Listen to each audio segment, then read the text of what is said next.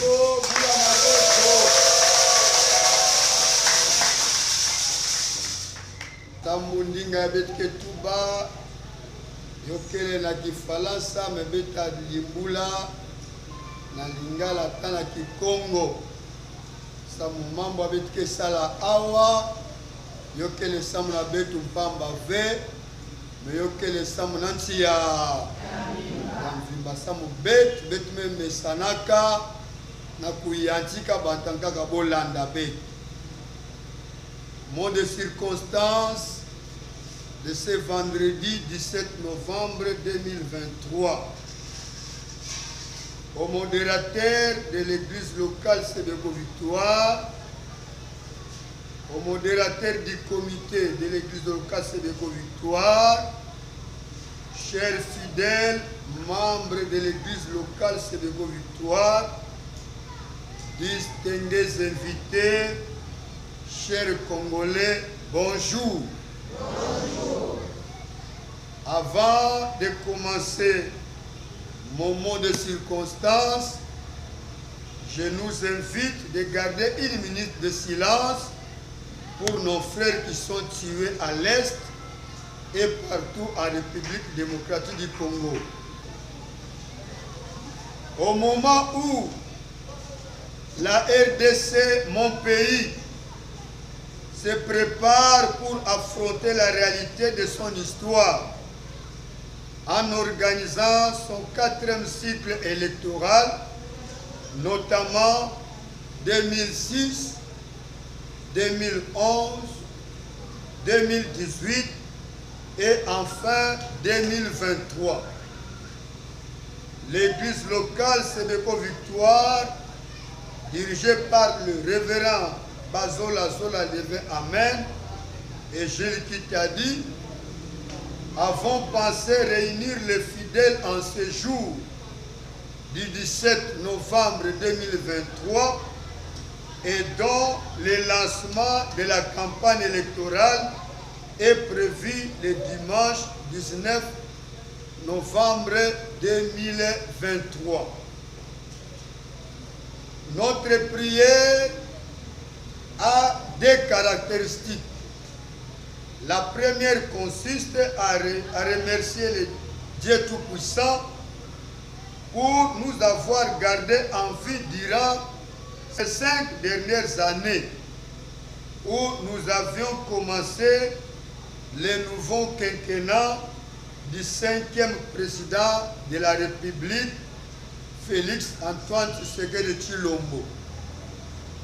En termes clairs, ces fidèles réunis en prière ce jour ont vécu le lancement de la campagne électorale de 2018. Raison pour laquelle ils s'en sont fiers. Parce que leur prière à leur Créateur était exaucée. Donc, priait-il, Père, protège-nous afin de vivre les votes de 2023. Fin de citation. Deuxièmement, prier et les encourager à voter les nouveaux dirigeants du pays, car plusieurs de ces anciens dirigeants ont déçu leurs électeurs.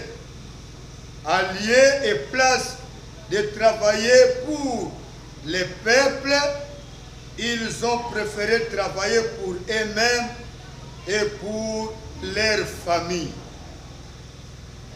Ce message est adressé premièrement au premier citoyen du pays, le président de la République, Félix Antoine Tshisekedi Tshilombo, le garant et le protecteur de notre intégrité territoriale.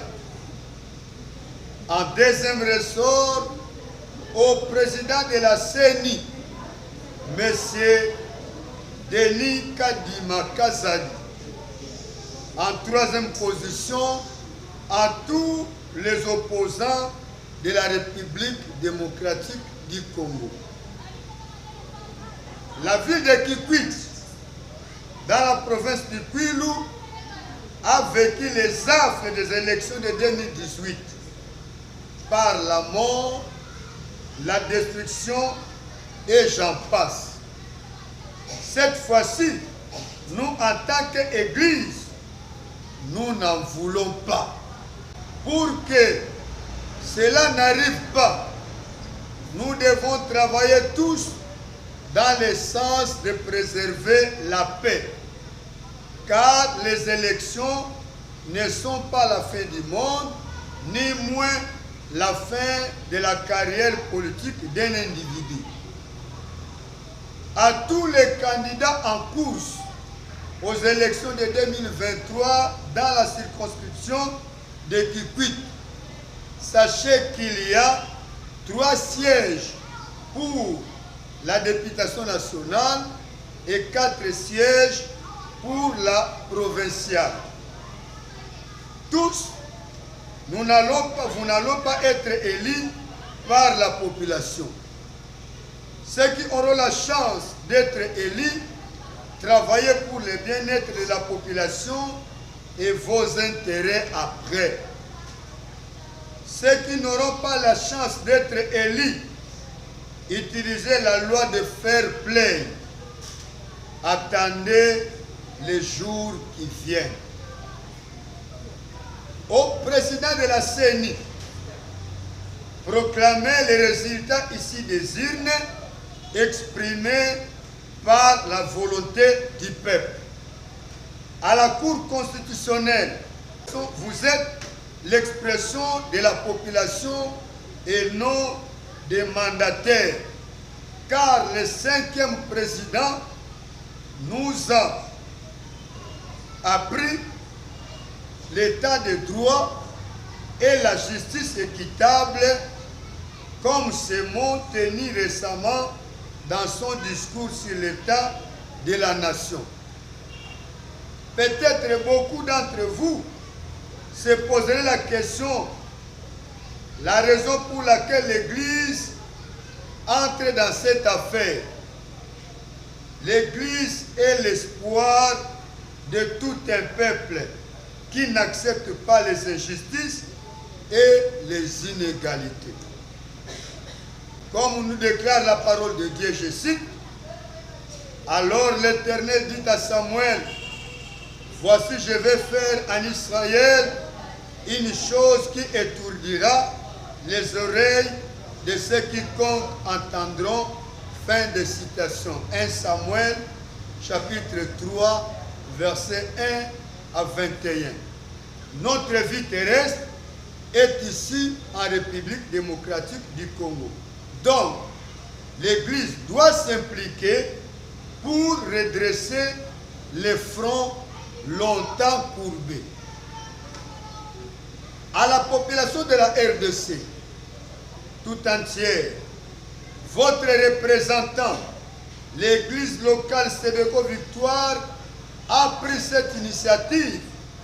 Peut-être vous êtes distrait par plusieurs messages des politiciens. Un seul conseil, votre représentant vous éveille en disant « Votez utile ». À toutes et à tous, nous vous disons « Protégeons la patrie ». J'ai dit et je vous remercie.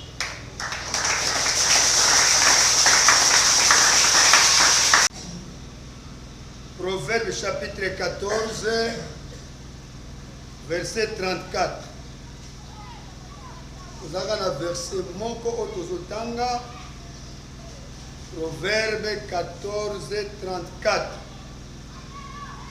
Naza la Bible française Ali Awa, Tozotanga na kombo na Yesu.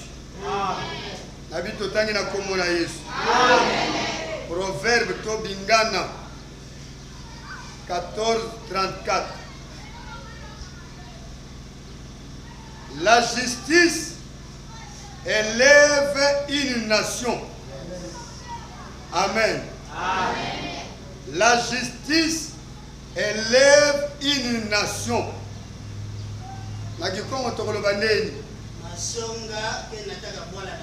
Alléluia.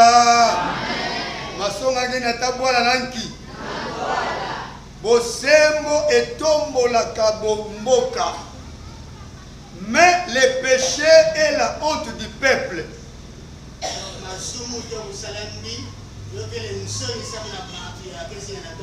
Voilà. Masumu to kusalambi yokele nsoni samu na bantu ke salanki. Kesinga tolobi amen. Vanda no ya vanda. Merci beaucoup. Merci révérend Gilles.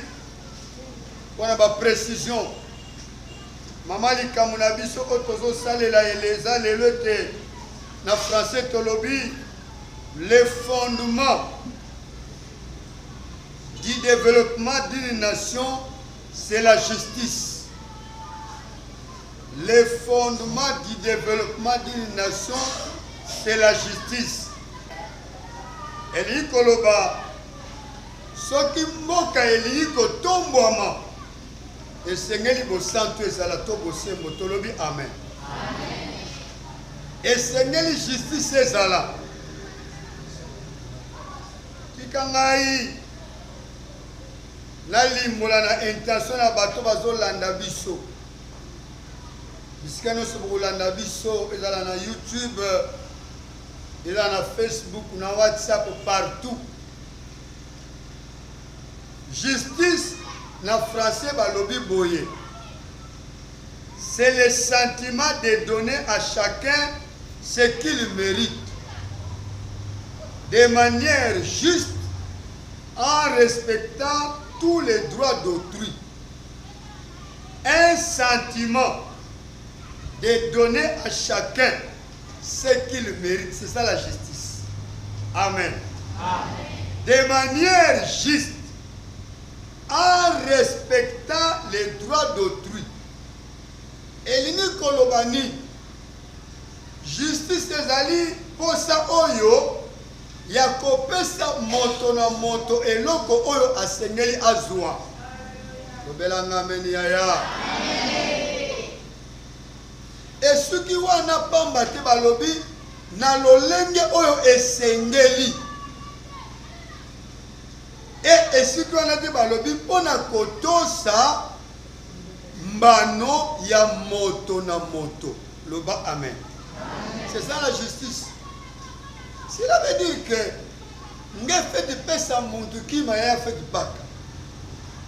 Nge pesa yani vende sam nge meso la ko pesa yani yake mérité yo. Il mérite qu'il soit qu'il ait cette affaire. Parce que c'est son droit. Et ça droit na yefwa soi. Alléluia. Sikana yebisa yo na tongo. Pombo kaye bonga. Kozala na babu kimvua maneti nde tozala na biso na ngeza problème te. Kozala na bozo eza problème te. Kozala na batu batanga mingi to batanga te eza problème te. Mais mboka po ekende liboso il faut justice salani eza. Parce que ce qui justice eza te mboka etambola te. C'est pourquoi dans notre pays, la République démocratique du Congo, en commençant par les premiers citoyens de la ville, jusqu'à un petit de il y a âge à 10 ans, âge à une année, pour que tout tombe la Congo, il faut qu'il ait la justice. Sans justice, Togo sala élection n'est au lingui. Togo voter n'est au lingui. Mais ceux qui bossent ezate mboke kozonga kaka na asima lobela ngamen yaya. C'est pourquoi je m'adresse à toi qui me suis. Na place nos sozali. Na position oza nango. Pratique la justice pe makambe osimba. Parce que le bato bazana kobanga bato banga po baloba vérité parce que na lobi vérité bakanginga justice eza na moto. Alléluia. Amen. Or nous n'allons pas nous taire à cause de la justice. Tokanga munoko te. Likolo ni ya justice. oyo eza mabe il faut toloba eza nini mabe, oyo eza malamu il faut toloba eza nini malamu. Mais nous ne pouvons pas être inquiétés ou intimidés par qui que ce soit à cause de la position aux Anango. Nous sommes tous Bana Congo. Mboka na biso ezani Congo. Tata na biso Congo, maman na biso nani Congo. Muta kolongola biso na Congo asatu. Yango na ndeko meme pano na ndako. Po makambo simba zala na justice. Loba amen. Papa zala na justice envers maman. Maman zala na justice envers papa. Papa na maman bozala na justice envers bana. Yangwana Salomo oyo akomi mukanda oyo alobi ete la justice élève une nation.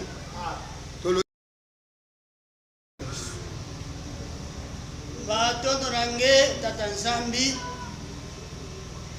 ya salaka beto bantu enge tula betu na ntoto tanga nge tula betu na ntoto nge pesa betu kiyeka ya kugere ntoto ina nzambi ubu yai betu bantu yange salaka nge tula na zulu ya ntoto betu bondi yai metelema na ntwala nange na ntwala nange betu kedila samu na ntoto kitini ya Kongo yange nzambi mepesaka betu betulaka betu sambu Bible ke tubande lusingu na betu tabonga to lusingu na betu ke tadila ntoto to nsi na betu ke na kuzinga to ina kome lusingu na betu metadila ntoto ya Kongo to na betu mpike samba betu pike dila samu na ntoto na betu